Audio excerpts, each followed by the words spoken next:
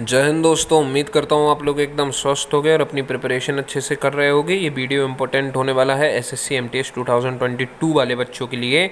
इस वीडियो में आप लोगों को चर्चा करने वाले हैं, एक करिगेंडम आया है आप लोगों का एसएससी एमटीएस वाले बच्चों के लिए, उसके बारे में चर्चा करने वाले हैं।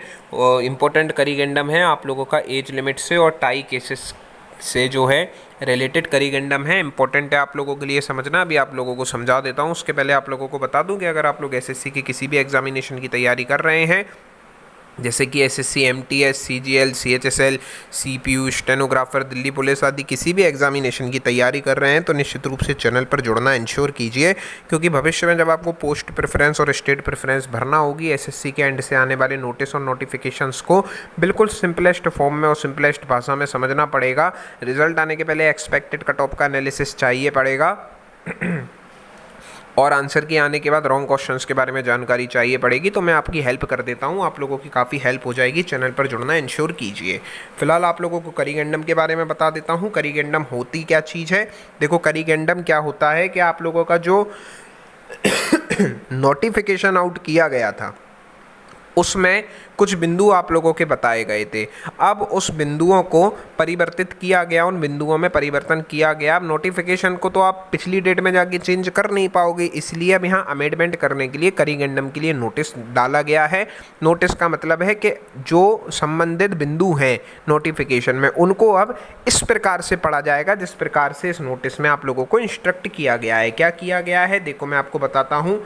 18 जनवरी 2023 को जो आपका एसएससी एमटीएस 2022 का नोटिफिकेशन आउट हुआ था, उसके पैरा 6.1.1 और पैरा 6.1.2 में चेंजमेंट किया गया है। क्या चेंजमेंट किया गया है? पहले यहाँ कुछ और था, लेकिन अब पैरा 6.1.1 को इस प्रकार से रीड किया जाएगा, इस प्रकार से पढ़ा जाएगा कि 18 से 25 ईयर्स के जो बच्चे हैं उन लोगों के लिए जो क्रूशियल डेट्स हैं वो not candidates born not before, candidate को 2 जनवरी 1998 के पहले जन्म नहीं होना चाहिए और नॉट लेटर देन, और 1 जनवरी 2005 के बाद कैंडिडेट का जन्म नहीं होना चाहिए अगर वो 18 से 25 ईयर की कैटेगरी में आना चाहता है। सेम यहाँ पर पैरा 6.1.2 में भी चेंजमेंट है।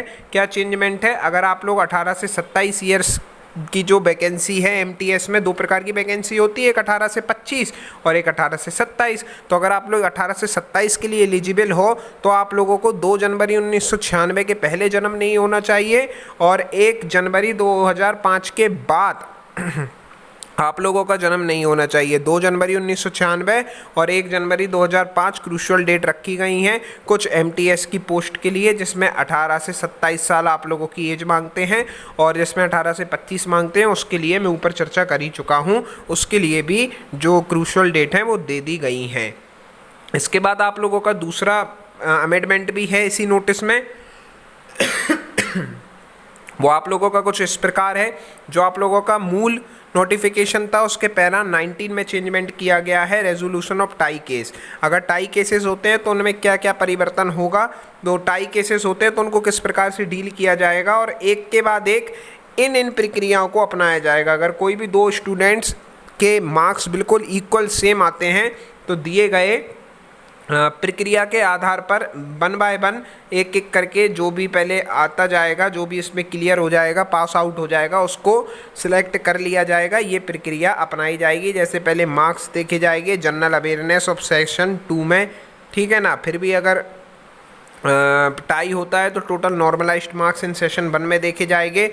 फिर date of birth older age वाले को जो है चांस दिया जाएगा और फिर अल्फाबेटिकल ऑर्डर नाम के आधार पर। ये आप लोगों का करिगेंडम है। आई होप आप लोगों को समझ में आया होगा। कोई क्वेश्चन हो तो नीचे कमेंट सेक्शन में लिख दीजिएगा। तब तक के लिए जय हिंद।